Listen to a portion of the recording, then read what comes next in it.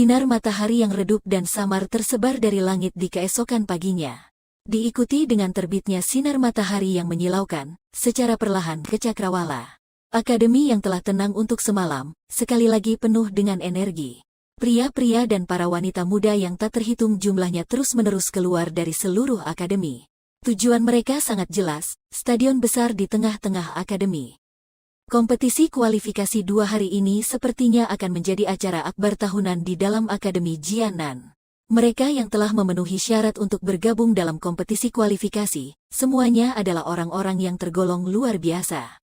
Kompetisi raksasa di antara mereka itu memang layak ditonton. Bahkan, dalam kompetisi kualifikasi tahun ini, Xiao Sun-er, Bai San, dan juga wanita muda bergaun merah, yang termasuk orang paling berprestasi di akademi itu, ikut berpartisipasi. Fakta ini saja telah mengumpulkan lebih dari separuh penonton. Tentu saja, selain dari mereka bertiga ini, Akademi Jianan besar ini masih mempunyai beberapa pesaing berprestasi lainnya.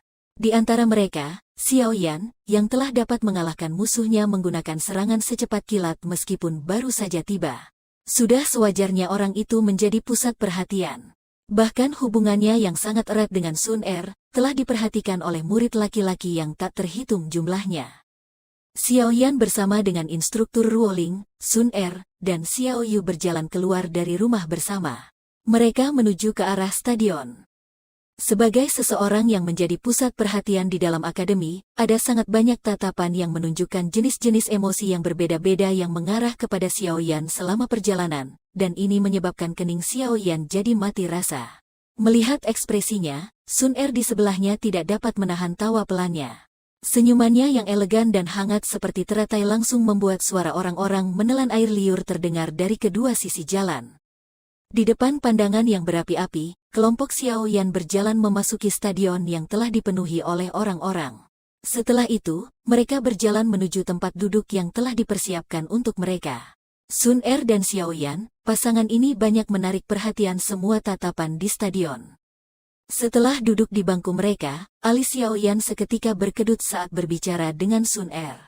Ia terlihat seperti merasakan sesuatu, saat ia mengangkat wajahnya dan menatap melihat balkon penonton di sisi yang berlawanan.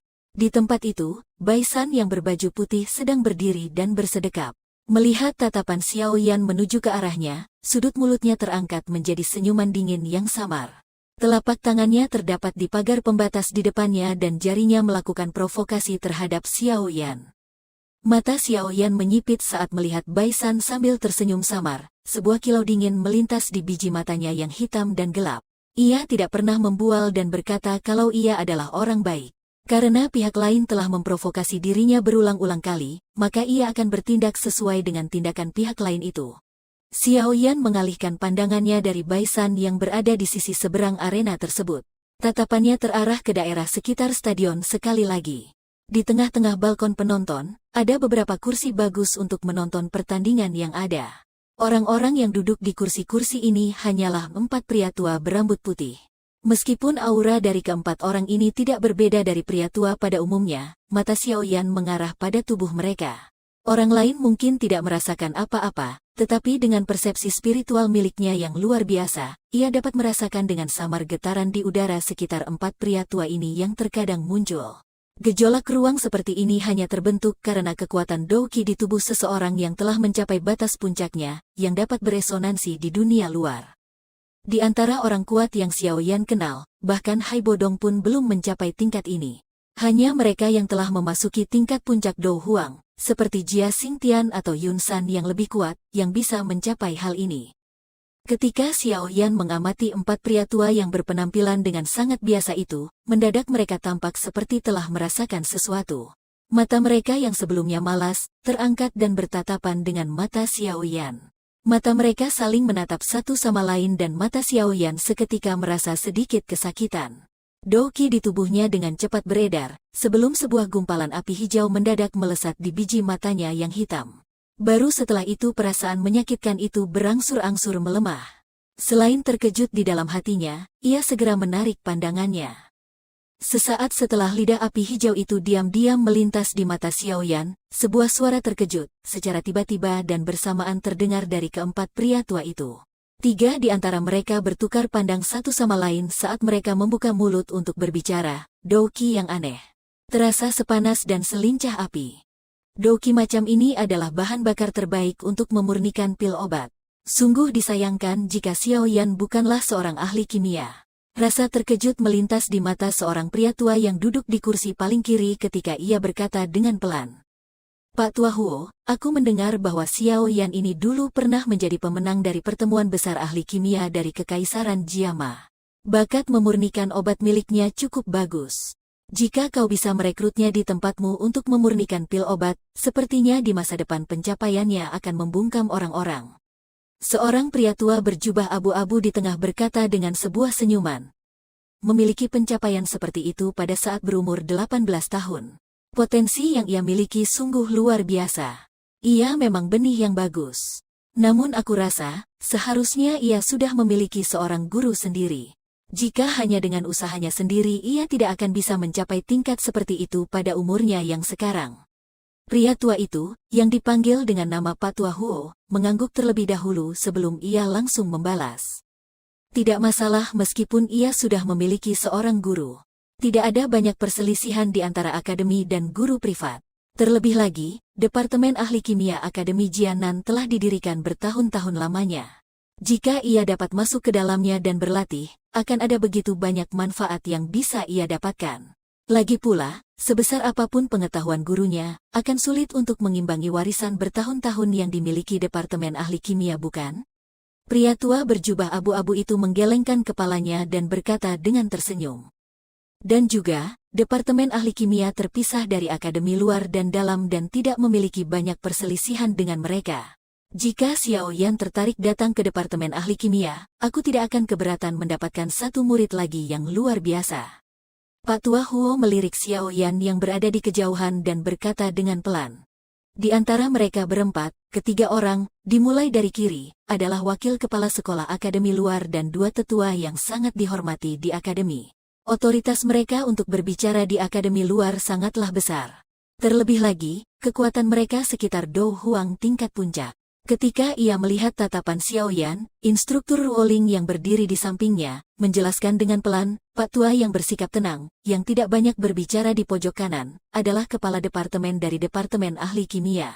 Ia mengatur sebuah kelompok besar ahli kimia di bawahnya. Karena seorang ahli kimia memiliki posisi yang spesial di benua ini, Departemen Ahli Kimia tidak berada di bawah naungan akademi bagian dalam dan luar. Tidak ada yang dapat ikut campur dalam permasalahan mereka. Bahkan wakil kepala sekolah juga tidak bisa. Departemen Ahli Kimia, hati Xiao Yan tergerak ketika ia mendengar nama ini. Yang disebut sebagai Departemen Ahli Kimia ini kemungkinan sesuatu yang mirip dengan asosiasi ahli kimia. Penyebaran faksi di akademi luar cukup kacau. Meskipun aku tahu kekuatan yang kau sembunyikan sangatlah kuat, kau harus berhati-hati terhadap dua faksi ini. Pertama adalah pasukan penegak hukum. Jumlah orang kuat yang ada di pasukan itu sebanyak awan di langit. Terlebih lagi, posisi pasukan mereka dapat membuat mereka memiliki wewenang yang hampir memungkinkan untuk bisa melakukan penangkapan tidak sah. Akan sangat merepotkan jika ada yang menyinggung mereka. Pertempuran berdarah antara Akademi Jianan dan daerah pelosok hitam dulu dan juga pohon roh kematian yang membuat orang menggigil ketakutan, semua adalah taktik mereka. Dan yang faksi satunya adalah Departemen Ahli Kimia. Apapun yang terjadi, seorang ahli kimia dimanapun ia berada, akan dapat menikmati posisi yang sangat istimewa. Instruktur Ruoling menghela nafas. Ada rasa cemburu di dalam suaranya. Perlakuan terhadap ahli kimia tingkat 2 di dalam Departemen Ahli Kimia akan melampaui jauh darinya sebagai guru kelas Huang. Xiao Yan sedikit mengangguk ketika ia mengingat dalam benaknya, dua faksi di dalam akademi. Ditambah lagi, aku mungkin sudah bilang kemarin bahwa kau hanya perlu memasuki 50 besar di kualifikasi akademi bagian dalam. Tetapi kupikir, dengan kekuatanmu itu kau mungkin bisa menembus 5 besar. Instruktur Ruoling tersenyum ketika ia memandang Xiao Yan. Ia tidak dengan sengaja menyembunyikan fakta bahwa ia mendengar pembicaraan Xiao Yan semalam. Bukankah semua sama saja? Xiao Yan menjawab dengan tersenyum. Tidak, ini berbeda. Jika kau bisa masuk ke dalam 5 besar kompetisi kualifikasi, kau bisa memasuki aula koleksi buku milik akademi. Sun Er melanjutkan dengan sebuah senyuman. Aula koleksi buku, apakah benda-benda di dalamnya menarik? Xiao Yan terkejut ketika ia bertanya. Aku hanya bisa bilang setengah dari orang yang mengikuti kompetisi kualifikasi datang memang agar bisa memasuki aula koleksi buku. Di antara mereka, termasuk Sun Er, Bai San, dan yang lainnya. Sun Er menghembuskan nafas di sebelah Xiao Yan. Gayanya yang tersenyum hangat membuat tatapan mata di sekitar yang tertuju pada Xiao Yan, kini tiba-tiba menjadi lebih panas. Aula koleksi buku adalah tempat terlarang di dalam akademi luar di Akademi Jianan. Pertahanannya sangatlah ketat. Biasanya, selain beberapa orang yang dapat dihitung jumlahnya, yang memiliki persyaratan untuk dapat masuk, tempat itu seringnya terkunci. Setiap tahun, pada saat setelah kompetisi kualifikasi selesailah tempat itu akan dibuka untuk waktu yang terbatas. Sun Er berkata pelan, jika ada yang beruntung, ia akan mendapatkan manfaat yang bahkan sulit untuk dibayangkan. Xiao Yan mengangkat alisnya. Bahkan dengan latar belakang Sun Er, ia masih begitu memuji aula koleksi buku yang misterius itu. Jika begitu, benda yang terdapat di dalam seharusnya tidak akan mengecewakan. Xiao Yan hanya mengangguk sedikit setelah memikirkan hal ini di benaknya. Terdapat juga rasa gembira di dalam hatinya ketika ia berkata dengan sebuah senyuman, karena sudah begini, maka mari kita lakukan yang terbaik. Namun, jangan terlalu berharap padaku. Karena ada banyak orang kuat di Akademi Jianan. Instruktur Ruoling menyahut dengan tertawa. Seharusnya tidak ada masalah dengan kekuatanmu. Hanya ada 5 orang yang harus kau perhatikan selama kompetisi ini. Terdapat rasa kagum di tawanya itu. Yang pertama adalah penyihir kecil itu. Bakatnya tidak lebih lemah darimu. Terlebih lagi, ia telah dilatih seorang kuat seperti wakil kepala sekolah selama bertahun-tahun. Karena lingkungannya, pengetahuan yang ia miliki jauh melebihi orang-orang yang seumuran dengannya. Kelas teknik Qi dan kemampuan Dou yang telah ia pelajari juga di luar genggaman orang biasa. Ditambah lagi, wataknya aneh, unik, dan tidak dapat dipengaruhi oleh cara halus maupun kasar. Ia sungguh memiliki watak seperti seorang iblis kecil. Namun untungnya, ia tidak begitu tertarik dengan lelaki, jadi kau tidak perlu cemas jika ia mengganggumu. Tapi tentu saja karena hubunganmu dengan Sun Er, ia mungkin akan melampiaskan amarahnya kepadamu. Orang kedua adalah Bai San, yang telah kau temui kemarin. Sebagai salah satu murid yang luar biasa dan yang menerima perhatian paling besar di dalam akademi 2 tahun terakhir ini, kekuatannya juga sangatlah besar. Bukan melebih-lebihkan jika menyebutnya seorang saingan. Yang ketiga adalah seseorang yang belum kau temui. Namun orang itu termasuk dalam pasukan penegak hukum yang sudah kukatakan tadi. Terlebih lagi, posisinya cukup tinggi di dalam pasukan itu dan ia dipercaya oleh kepala pasukan. Ia adalah seorang yatim piatu dan kemungkinan akan cukup sering tinggal di akademi ini. Di masa yang akan datang, ia mungkin akan memiliki kemungkinan untuk mengambil alih pasukan penegak hukum sebuah faksi yang kuat dengan tangannya. Orang keempat adalah Lu Mu. Ia adalah salah satu murid terbaik di Departemen Ahli Kimia. Selain kemampuan memurnikan obatnya yang luar biasa, ia juga tidak lemah dalam latihan Douqi. Ia juga adalah lawan yang tidak boleh kau remehkan. Kau harus lebih berhati-hati terhadapnya. Ini karena menurut jadwal, musuhmu hari ini kemungkinan adalah dia. Instruktur Ruoling mengingatkan. Xiao Yan kaget ketika ia mendengar hal ini. Ia bertanya, kelas apa kekuatan Lu Mu itu? Sekitar Dadoushi bintang 3. Namun, anak itu benar-benar merupakan seorang pot obat.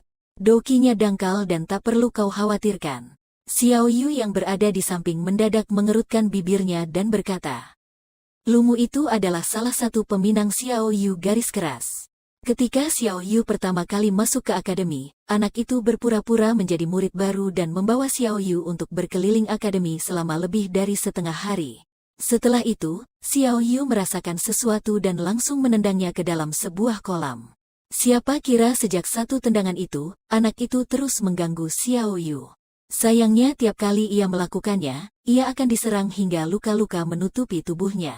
Sungguh beruntung bahwa ia adalah seorang ahli kimia. Jika tidak, maka tidak akan ada obat penyembuhan yang cukup untuk ia gunakan. Instruktur Ruoling menutup mulutnya dan tertawa dengan gaya yang sungguh menawan. Wajah cantik Xiao Yu memerah ketika ia mendengar godaan instruktur Ruoling. Ia berkata dengan tak berdaya, jangan sebut-sebut permen karet yang tak bisa kusingkirkan itu. Ia sungguh membuatku jengkel. Xiao Yan terkejut ketika ia mendengar kata-kata mereka berdua.